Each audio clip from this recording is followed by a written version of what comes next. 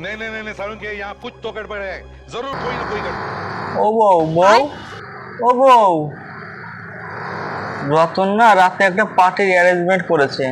সেটা তো আমি অনেক আগেই বুঝতে পেরেছি। এই তুমি কি করে বুঝেছো?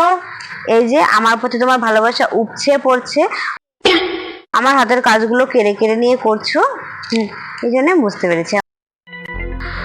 তাহলে আমি কি যাব? হ্যাঁ যাবে, 12টা পর্যন্ত পার্টি তো, তারপরে যাবে।